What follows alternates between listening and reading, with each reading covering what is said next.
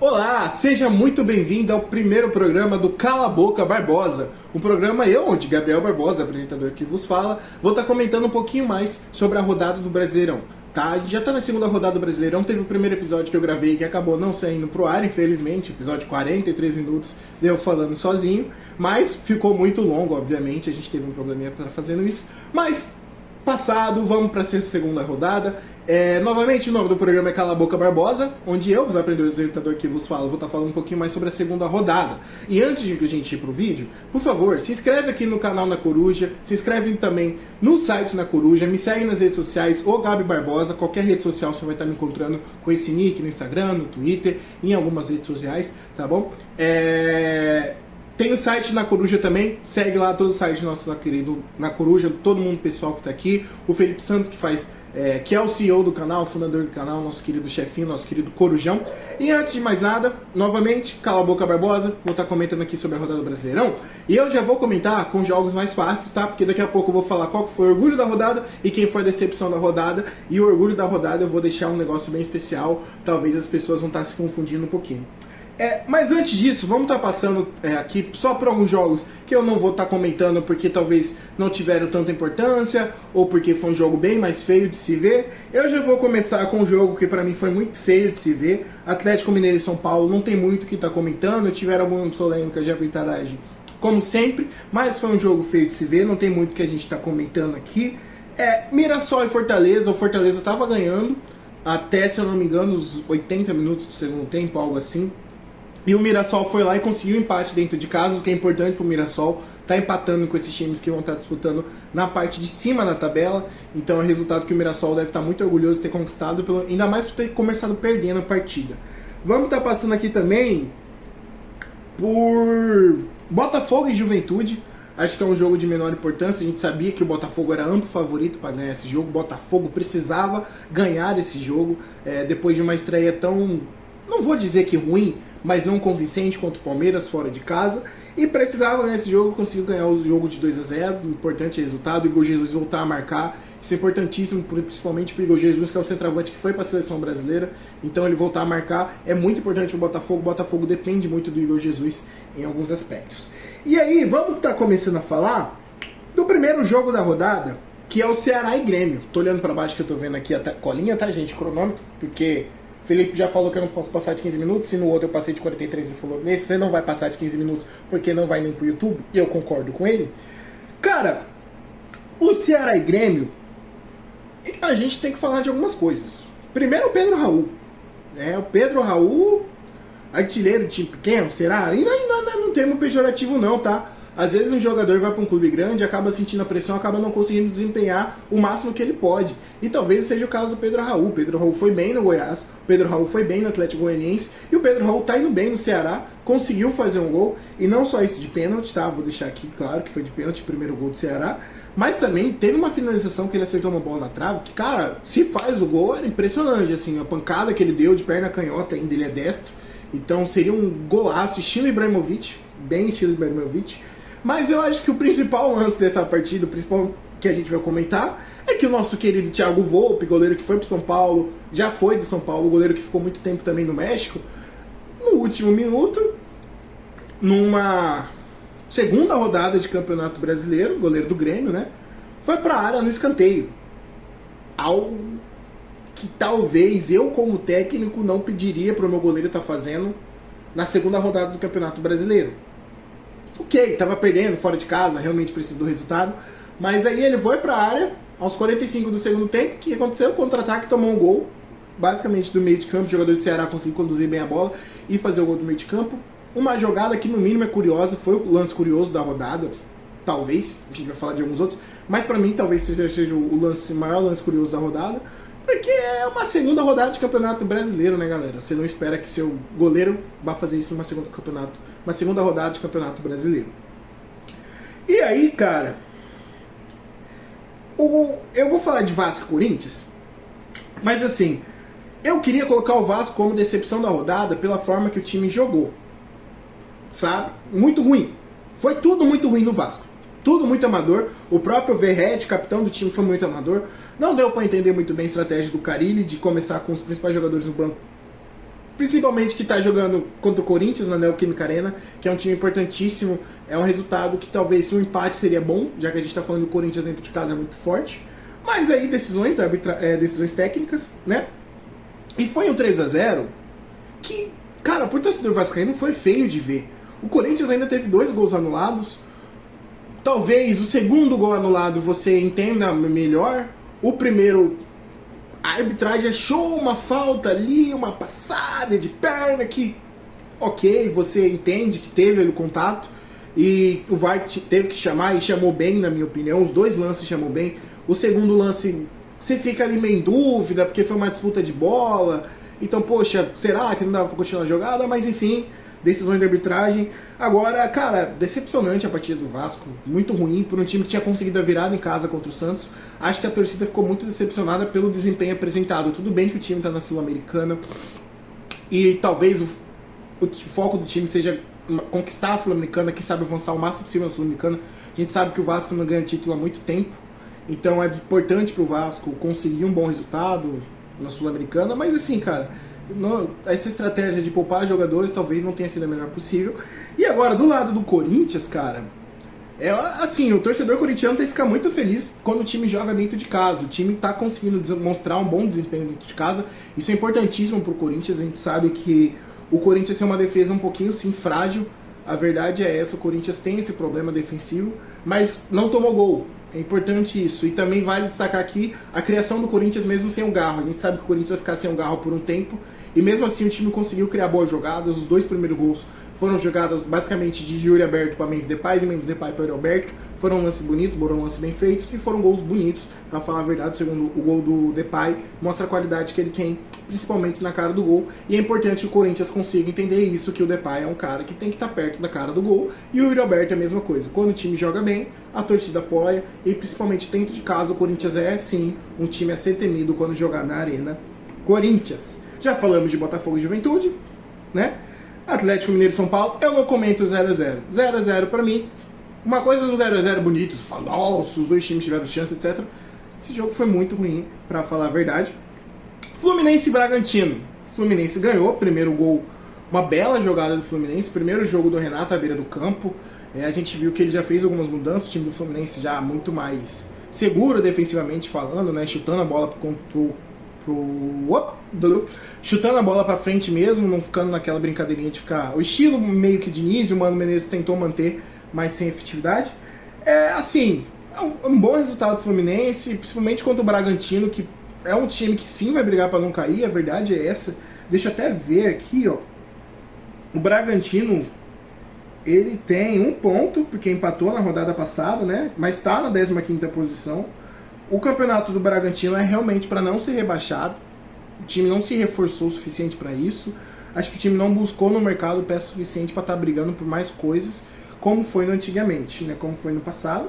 Mas é um bom resultado para o Fluminense ganhar dentro de casa. Eu sempre falo, sempre penso que é o mais importante para uma boa campanha de campeonato brasileiro. Você precisa ganhar dentro de casa.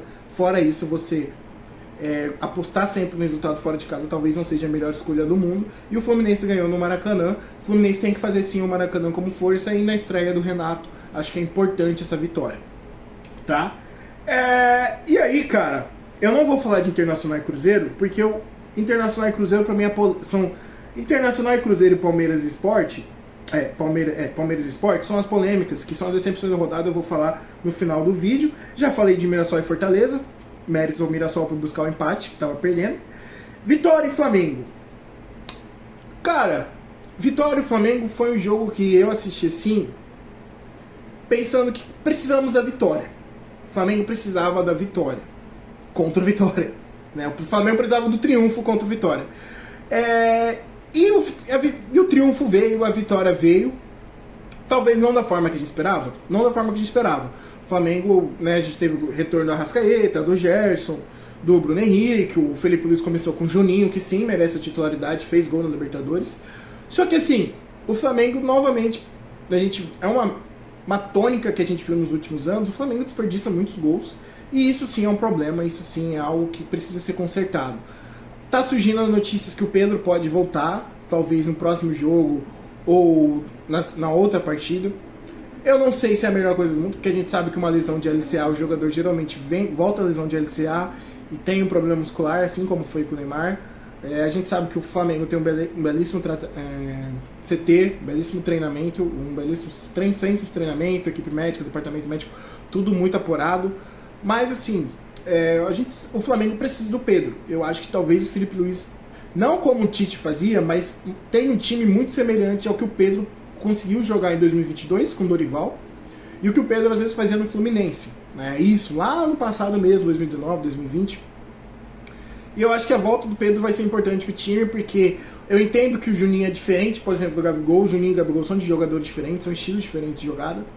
E o Pedro, eu acho que é o cara que bota a bola na rede. É o centroavante que você joga a bola no peito dele, ele vai dar um jeito. E no Flamengo que ataca, acho que mantém sempre o foco no ataque, a volta do Pedro vai ser importantíssima. A gente tem que ressaltar a defesa do Flamengo também, que tomou gol mais uma vez. Acho que há um desgaste sim de Léo Pereira e Léo Ortiz. São dois bons zagueiros, são os titulares para mim. Acho que o Danilo sim briga para tentar ou desbancar Léo Pereira ou desbancar Léo Ortiz. Acho muito difícil, ele vai sim para mim ser uma opção tanto para reserva, tanto para lateral direita do Flamengo. Mas acho que talvez seja melhor poupar no jogo de meio de semana, dessa semana, pro Flamengo, para você ter uma zaga completa. Santos e Bahia, vamos lá. Cara, Santos e Bahia foi um bom jogo. Na verdade, acho que quem assistiu se entreteu, principalmente, gostou do que viu. Acho que o Santos começou mal a partida, o Bahia se entendeu disso. O Santos é um time que defensivamente também tem muitos problemas. Acho que o Caixinha vai ter que acertar isso. Ele dá pra ver a beira do campo que ele fica insatisfeito com algumas situações que o time enfrenta.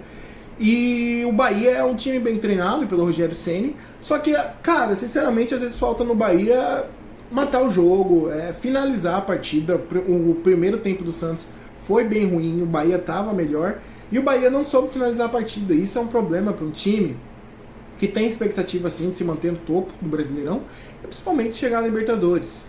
Então assim, o Bahia precisa rever essa coisa de não matar o jogo, deixar o jogo aberto. O Rogério Ceni precisa ter um pouquinho mais de noção sobre isso. E da parte do Santos, eu falei no primeiro programa, eu falei até mais, sobre a questão do Neymar. A gente sabe que dentro de campo o Neymar é uma coisa, é importantíssimo pro time, e dentro de campo o Neymar é outra, e fora de campo o Neymar é outra. Toda essa situação da Kings League, talvez, eu não sei, é que o torcedor santista tem muito uma idolatria por Neymar, e faz sentido ter uma idolatria muito grande pelo Neymar, porém acho que o Neymar tem que rever algumas coisas. A notícia é que o Neymar esteve, diferentemente do jogo contra o Vasco lá em São Januário, que o Neymar esteve no pré-jogo do time, né, na Vila Belmiro, e aí só participou do pré-jogo e depois foi embora antes mesmo do jogo começar. É estranho, no mínimo estranho. O Neymar tá todo envolvido com uma questão da Kings League, todo envolvido com uma questão de marketing, de mídia, etc. Só que sim, é estranho, cara.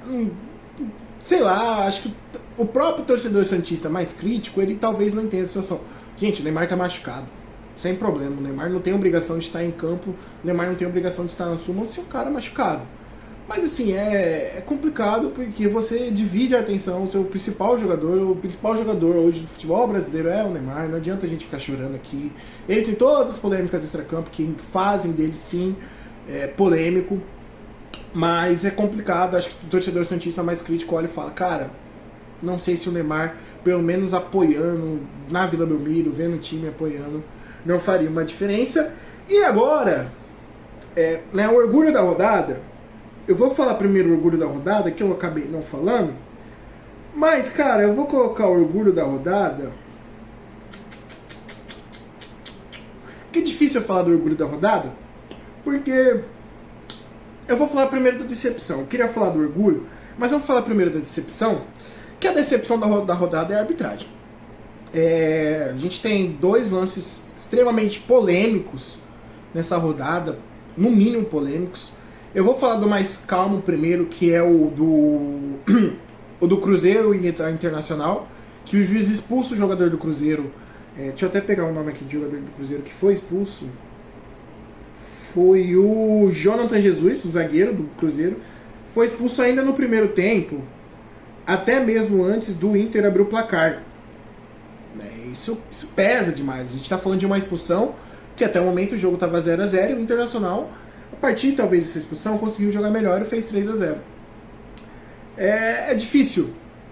É difícil a gente falar aqui, porque é um lance muito, talvez interpretativo, talvez realmente interpretativa a palavra, mas um lance complicado, cara.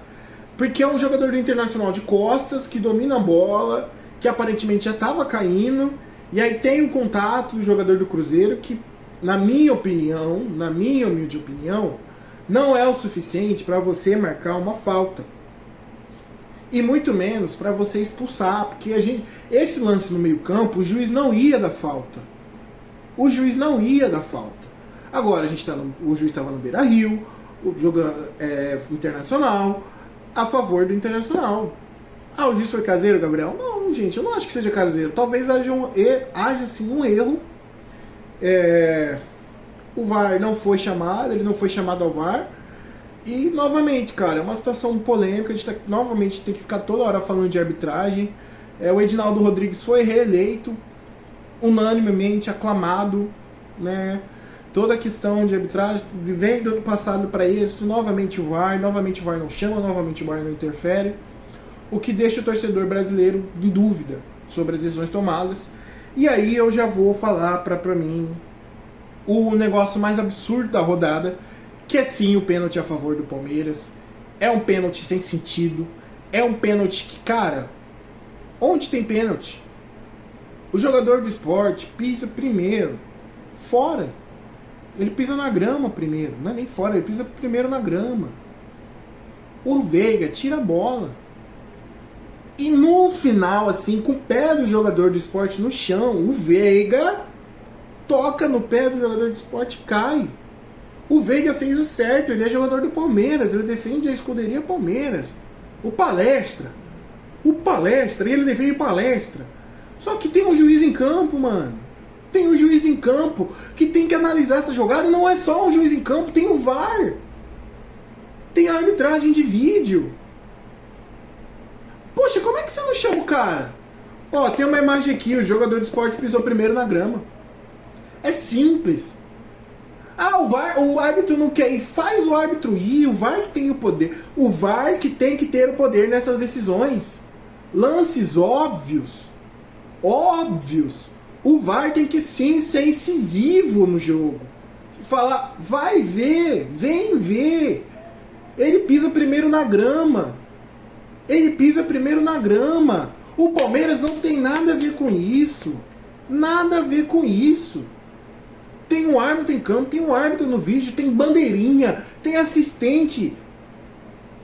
Poxa, não é possível que a gente está falando de uma operação de 10 pessoas, 10 juízes para ver o jogo.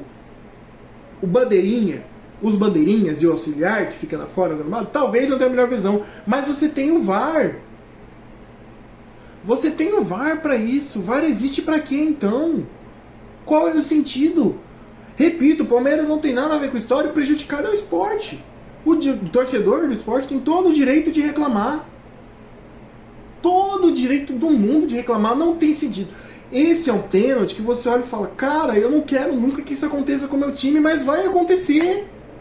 Esse tipo de lance é comum, infelizmente, na arbitragem brasileira.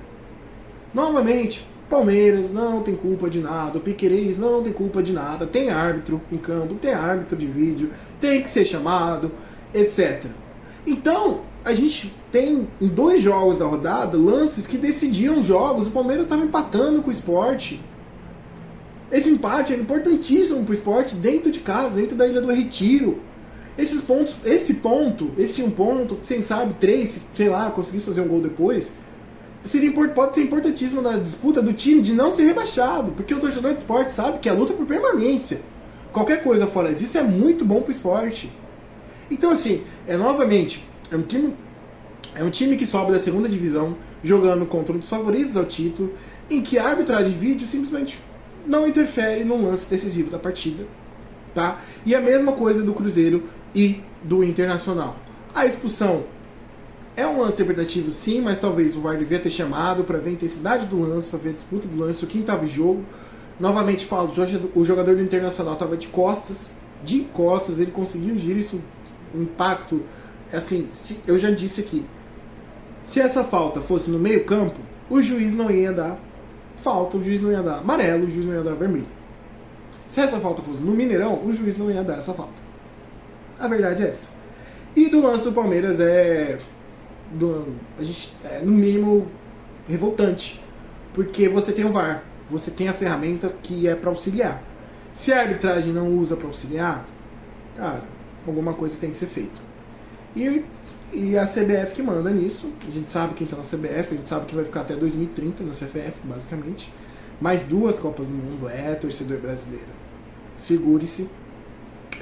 Mas, enfim, é a decepção da rodada, a arbitragem. Os 2 lances polêmicos é de longe a decepção da rodada. Porque eu poderia falar assim do 3-0 do Internacional como orgulho da rodada. Só que a expulsão condicionou o jogo.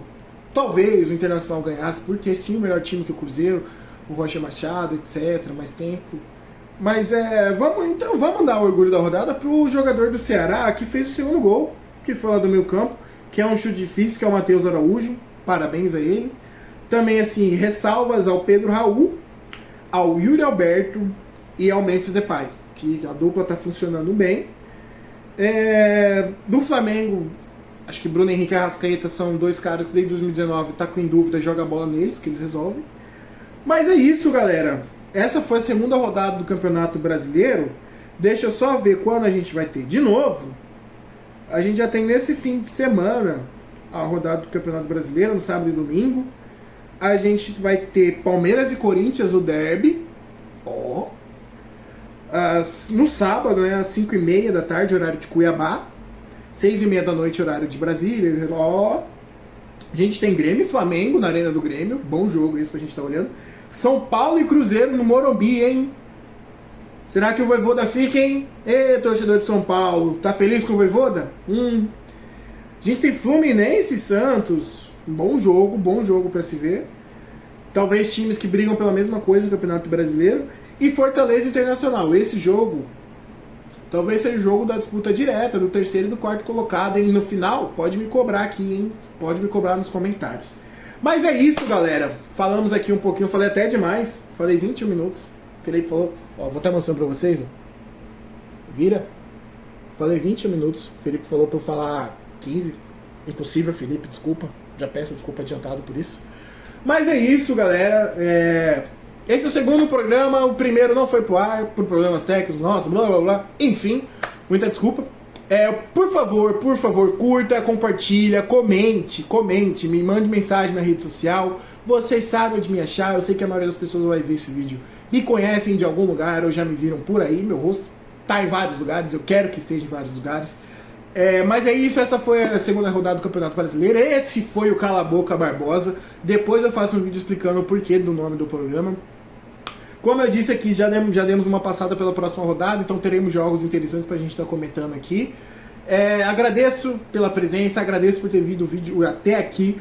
É um vídeo de 23, vai dar 24 minutos, porque eu ainda rolo pra terminar. Mas é isso, por favor, curta, compartilhe esse vídeo com todo mundo. Eu vou compartilhar com você, você que tá me vendo. Você que tá me vendo, eu vou compartilhar com você. Eu vou compartilhar com você. Você vai ter que ver esse vídeo, você vai ter que dar like, você vai ter que comentar. E você vai ter que mandar no meu WhatsApp o que é pra eu melhorar e o que foi bom. O que foi bom eu acho que vai ser pouco, eu sei disso. Mas o que tem pra melhorar, por favor, me mande mensagem, me avise. Me procure. Galera, se inscreva aqui no canal na Coruja, curta o canal na Coruja, tem outros quadros aqui no canal, a gente faz narração, principalmente do futebol, dos jogos do time do Mato Grosso, tá? A gente vai estar transmitindo alguns jogos nesse fim de semana, no próximo. Vão lá na minha rede social, o Gabriel Barbosa, sigam o Felipe na rede social, sigam na Coruja na rede social, a gente posta muito conteúdo, tem texto meu lá, eu escrevo sobre basquete, Fórmula 1, UFC, futebol de vez em quando, o que mais? Se tiver um esporte eu comento também, uma NFL, tem texto meu lá da NFL, vai lá ler, tem um artigo de opinião sobre o nosso querido Cuiabá que tá na Série B, que depois eu posso estar fazendo um vídeo sobre isso. Mas é isso, galera, chega, cala a boca, Barbosa, vocês perceberam que eu falo muito. Mas é isso, por favor, não se esqueça de compartilhar esse vídeo, não se esqueça de curtir esse vídeo, não se esqueça de comentar nesse vídeo e não se esqueça de seguir o Na Coruja. Um beijo, um abraço e tchau!